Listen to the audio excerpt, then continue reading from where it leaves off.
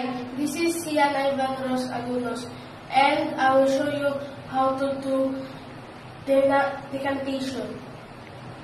First, we put water in the glass. Then, after we put water, then we follow with soil. We put soil.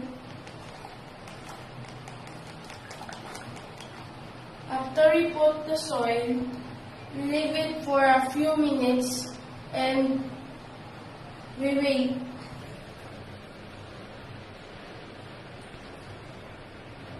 And we wait for a while and see the result.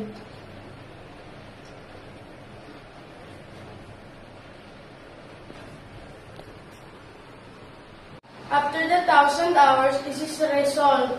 This is called sedimentation.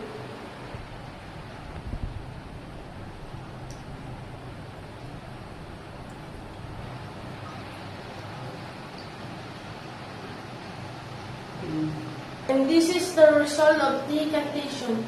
Thank you for watching. Bye. Thank you for watching. Bye.